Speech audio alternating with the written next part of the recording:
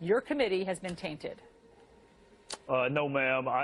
What I want our committee to start doing is working, which is interviewing witnesses and accessing documents. And all of this politics, I'm sure, is interesting to the viewer. But if you want to find out those 4 tranches, those investigative tranches with respect to Russia, we need to start interviewing witnesses and accessing documents and let the politics kind of go away. Isn't that the problem right there? I mean, as you've just spelled it out, because of everything that's going on with Chairman Nunes, everything has been stalled this week. In fact, one of your Democratic colleagues, Jim Himes, says that you're in deep freeze mode. Doesn't that tell you that he needs to recuse himself?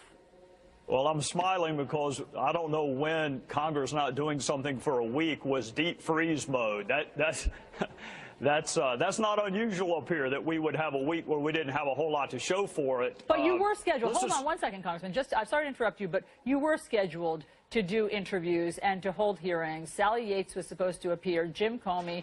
But that, for whatever reason, Chairman Nunes indefinitely postponed it or canceled it. So what's going on? Well, I think that for whatever reason, it's really important. You saw the hearing last Monday where almost 100 times the 2 witnesses said, I cannot answer in this forum. So why you would go back to a forum where the seminal witnesses can't answer the question is befuddling to me. I want to talk to Sally Yates. Sally Yates is an important fact witness. We're going to talk to Sally Yates. The fact that we didn't do it this Tuesday doesn't mean we're not going to do it next Tuesday. But why didn't you do it this Tuesday? We're about a week behind. We're about a week behind. But if we start next week, we can catch up. I hear you, but you could have done it in a closed meeting. Why not do it this week?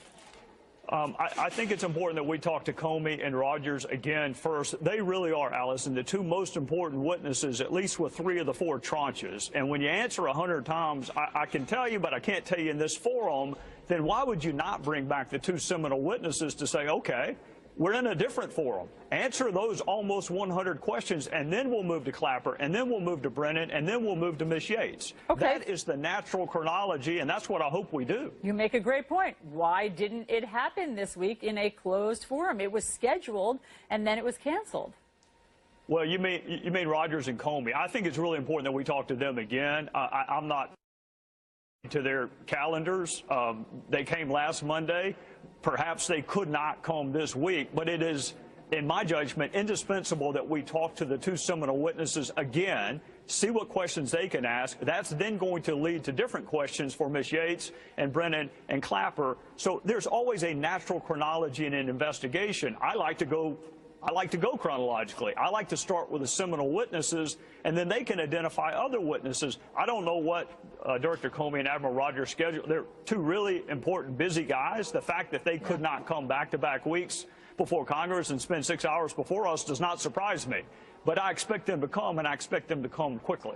And so Congressman, if Chairman Nunes shared sensitive information with the very source of the investigation, meaning the president and the White House, doesn't that compromise him?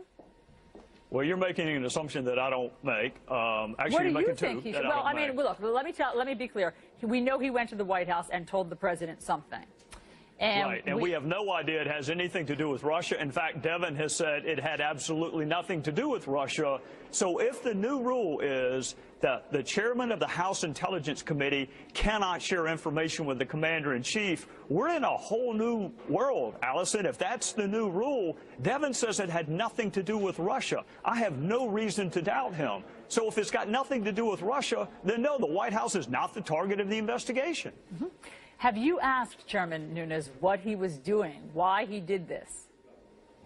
I have, and he reminded me of what I did in a former life, where I relied on sources. I had a federal witness killed that I relied on, and I'm not over-dramatizing this, but you do protect your sources. You do it in your line of work. Devin has to do it. They're blowers. There are other people who have relevant, authentic, credible information, and they want to share it. You protect your sources. Devin is protecting his. He's protecting it so much he's not even telling us who it is. But I would say this, Allison, shouldn't we be more interested in the authenticity and the reliability of the underlying information, whether it's the gardener or the cook or someone else? is secondarily important.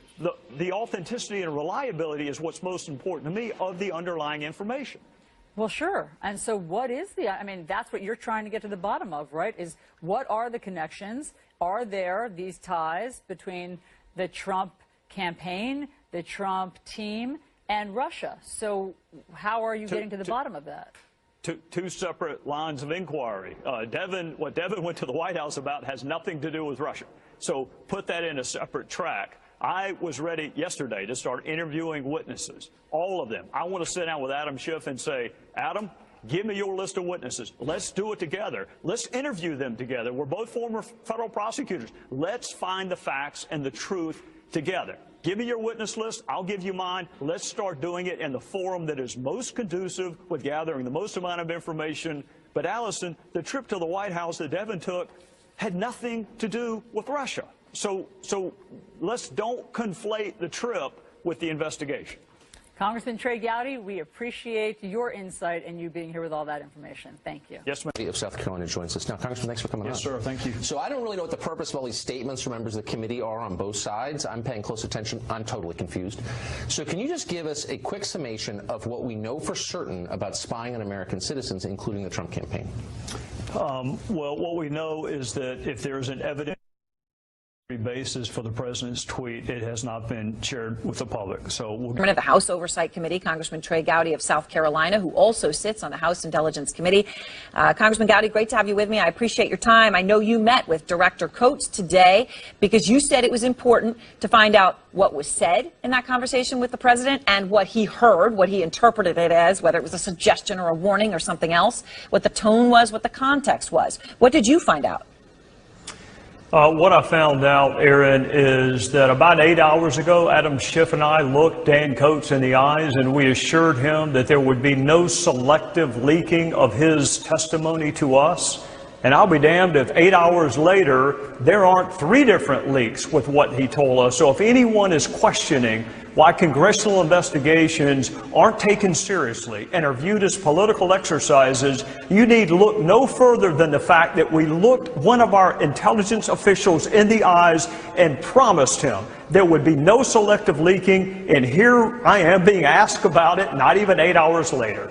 So, Congressman, who leaked it? Was it Coates? Was it Schiff? I can tell you. Was there anyone else in the room than the 3 of you? Oh, no, there were 8 people in the room. I can tell you who it was not. It was not me, and I do not believe it was Adam Schiff. He's a former federal prosecutor who knows that leaks undercut the efficacy and integrity of investigations. I can't tell you who it is, but I can tell you this. You're going to have a chilling effect on other witnesses who want to share classified, sensitive information when it makes its way to the headlines before the transcripts even dry. So what you're saying is it wasn't you don't believe it was Adam Schiff, it was Coates or one of the other people in the room. So there's 6 possible people who leaked it. No, I don't think the man who asked us to promise that we would not leak the information leaked it. There were 8 other people in the room. I don't know who it was. I'm not going to speculate. I'm not going to guess. I can tell you who it wasn't. It wasn't me, and I don't think it was Representative Schiff because I know him and because he joined me in making the pledge to a witness that we would not do the very thing that was done. So let me ask you on the substance of it. If Director Coates, Director Rogers say the president suggested that they come out publicly and say there was no collusion. We've obviously heard the former FBI Director Jim Comey say, when he was talking about the General Flynn investigation, that he felt that the president's request that he stop that was an order. He took it as such. When you take all of these things together, do you think in any way, Congressman, that it leads to obstruction of justice? Well, first of all, thank goodness we have a man named Bob Mueller that is going to look into that. Congress does not investigate crime. We're not equipped to do it. We're not very good at it. I have total confidence in Bob Mueller, and I told him that Tuesday night. Now, you gave me 2 hypotheticals, but they're very different. One is asking, one hypothetical is the president asked 2 people, if there is no evidence of collusion, would you say so publicly? That to me is tantamount to a defendant or a suspect asking the police, if at the end of your investigation you find nothing, will you say that? That is very different from what Director Comey alleged, which is that he felt pressure to stand down. Those are two separate fact patterns, and I'm sure that Bob Mueller will treat them separately. You today questioned the former Homeland Security Secretary Jay Johnson, actually, I'm sorry, yesterday, about whether there was any evidence or collusion between Russia and President Trump or his campaign, right? You asked him about this very issue. Let me play the exchange.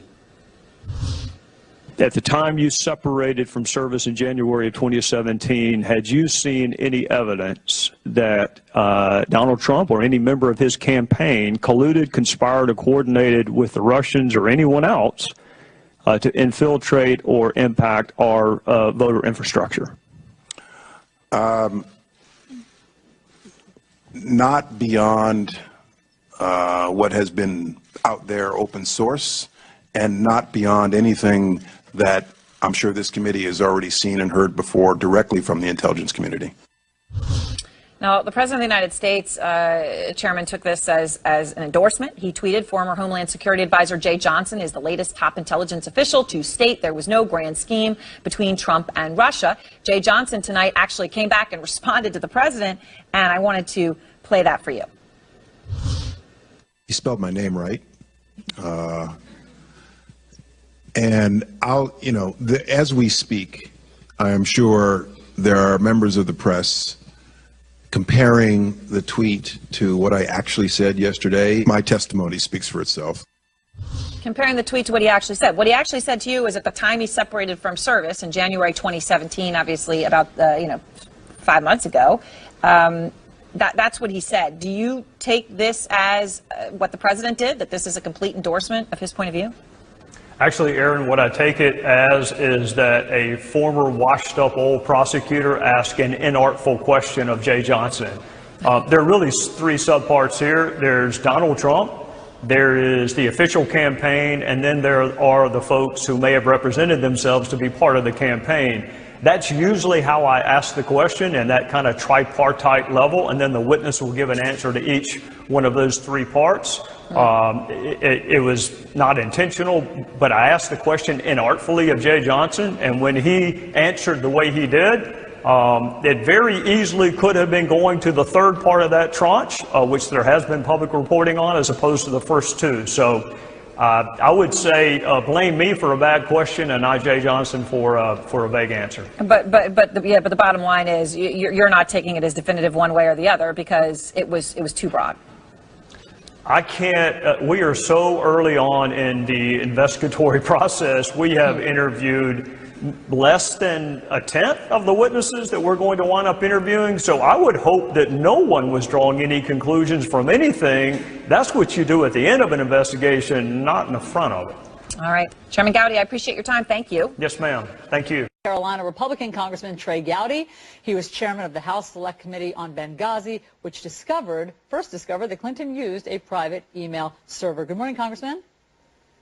Good morning. How are you? Doing well. Congressman, explain why you are comfortable with Director Comey releasing word to Congress that there is this new wrinkle in the investigation involving Huma Abedin's emails before knowing if there's any there. Well, I think there are two reasons. Number one, Allison, let's just concede being a police officer and a prosecutor is a lonely and tough job, and unusual facts make for some pretty tough conclusions. But he did tell Congress in July that the investigation had been completed, and he had determined that she didn't have specific intent to commit a crime. So I think he felt the need to supplement the record. Remember, John Koskinen is being investigated for potential impeachment for failing to supplement the record and update Congress. So I think, number one, you take him at his word that he wanted to supplement the record. But number two, let's assume, arguendo, that Secretary Clinton today were to say to a rally, all of this is in the rearview mirror. I've been investigated. All of my aides have been investigated.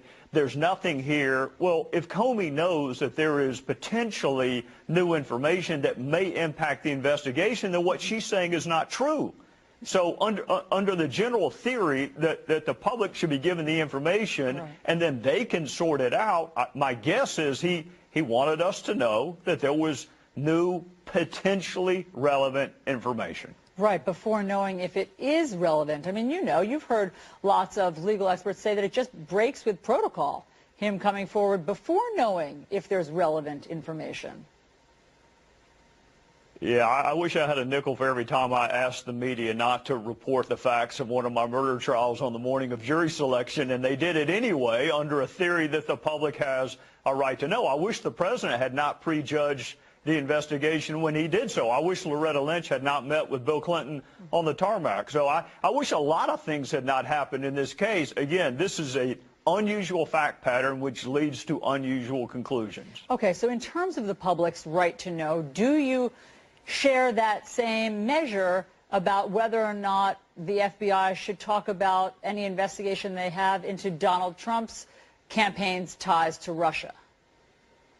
Well, as a general rule, the Bureau does not confirm or deny the existence of an investigation, although that rule lately has been honored more in its breach.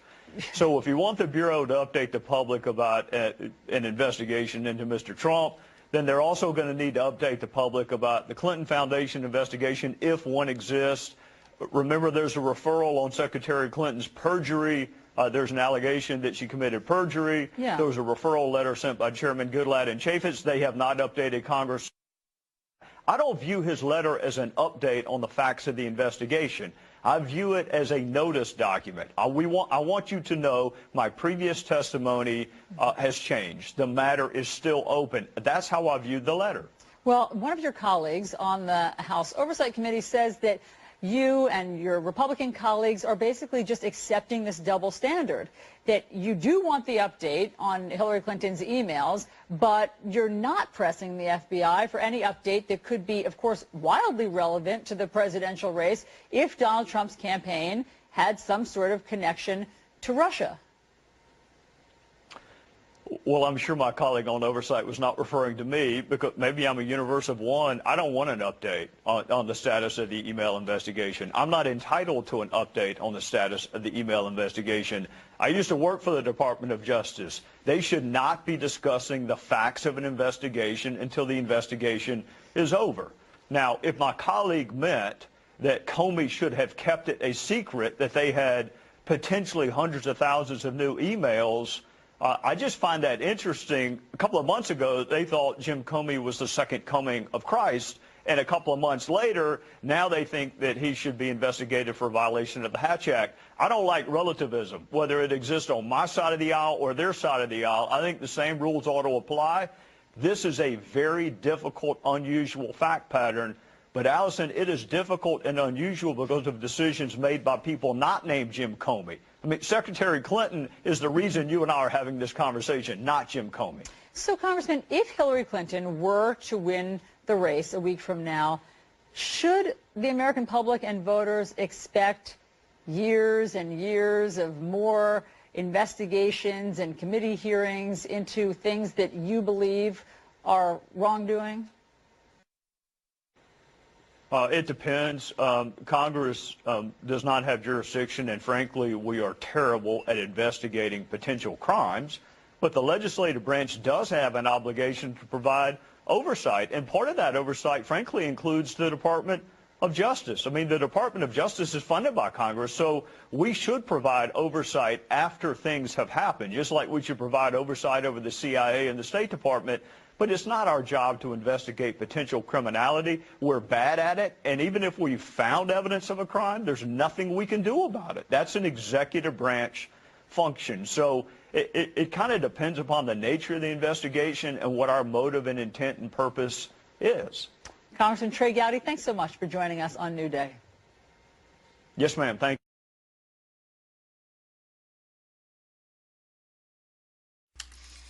Oh yeah, I mean, there's not much to say on this one. It's total classic Trey Gowdy, just intelligently making reporters look dumb. I'm not sure why these liberals or these reporters even try anymore, because he's so much smarter than them. He can outwit them. They try so hard to try to catch him or whatever, and he just ends up making them look dumb. Congressman Trey Gowdy of South Carolina. He's the chairman of the House Select Committee on Benghazi. Mr. Chairman, thanks very much for joining us. I want to get a question or two about Benghazi in there, but let's talk about the president's plans now to do away with the enormous deaths here in the United States. 30,000 people a year die from gun violence in the United States. Is there any part of the president's new strategy you would support? Sure. And what I would advise the president, having spent 16 years prosecuting gun violence, is we need to do a much better job prosecuting current gun violators. Wolf, gun prosecutions are down over the past 10 years. If you look at the current background check denials, in 2012, the last numbers I saw were 80,000 background check denials. Out of those 80,000, there were less than 500 prosecutions. So before you ask for new weapons in the war on crime, it is fair for me to say, how are you doing with your current weapons? And there's a very small percentage of our fellow citizens who are criminally inclined, very small. So if you can put them in jail for a gun violation before they commit murder, before they commit a mass killing, why is that not a better strategy? Well, are you suggesting, Mr. Chairman, that those 80,000 or so who were denied an opportunity because of their background checks to purchase a gun should be prosecuted? Absolutely. It's against the law to lie in the application for a firearm. It is against the law to seek a firearm if you're under indictment. It is against the law to seek a firearm if you're a convicted felon. There are large categories of people who cannot possess or purchase firearms, and our prosecution levels are anemic and declining in those areas. So when you ask the administration why they're not prosecuting these individuals, what's the answer you get? Well, I have asked both Attorney General Holder and Attorney General Loretta Lynch, and I am biased towards prosecutors. I admit that up front. They tell me these cases lack jury appeal. Nobody gets that better than I do. I've stood in front of lots of juries and didn't have an appealing case. Murder is appealing to a jury, but your objective is to prevent the murder. So you have to prosecute them for that fundamental violation, whether it be a background check, whether it be a felon in possession, whether it be you've been court-martialed and you're in possession of a firearm. All those categories are prohibited persons. Wolf, you probably know this. If you're not in the country legally, you can't possess a firearm. If you've overstayed a visa, you can't possess a firearm. So what are you doing with the current laws before you tell me we need more of them? Are you going to support the president's proposal for $500 million, $500 million to increase the issue of mental health, to make sure that people who don't have proper mental health can't go out there and buy a gun? Well, I am supportive of the concept of people having access to mental health. You don't know this, Wolf, and there's no reason for you to know this, but I had a gun pulled on me outside of church a couple of years ago by a woman who was adjudicated unfit to stand trial. She was criminally irresponsible. So I have lived coming face to face with somebody who does not know the difference between right and wrong. So I support the notion of getting people access to mental health, but it's already against the law for anyone who's been adjudicated mentally ill or mentally deficient to access a firearm. So it would be fair, I think, for Anderson tonight to say, Mr. President, out of those people who currently are violating the law by accessing guns, what are your prosecution levels? Because I can tell you, Wolf, they are anemic for people who currently have been adjudicated mentally ill and cannot possess firearms, but yet have tried to do so. Let me quickly get your thoughts on your investigation into what happened in Benghazi, Libya. All of us remember the 11 hours of testimony that Hillary Clinton, the former Secretary of State, provided in open session. You're now having these closed-door meetings with others who were involved. The former CIA Director General Petraeus testified yesterday. Leon Panetta, the former Defense Secretary, will testify tomorrow. Are you making any headway? Are you learning new information about what may have happened? Yes, sir. We're actually doing an interview today with a witness named Charlene Lamb. We are up to our 66th witness interview, the overwhelming majority of which have never been talked to by any congressional committee before. And you're right, Secretary Clinton was in public, but it's the only one that's in public, and it's the only one that's going to be in public because the private transcribed interviews are so much more effective for gathering information than a public spectacle. So all the rest of them are going to be in private, and all the rest of them will be productive. Trey Gowdy of South Carolina. He's the chairman of the House Select Committee on Benghazi. Mr. Chairman, thanks very much for joining us. We'll be anxious to get that report. When do you think that report's going to be ready, by the way?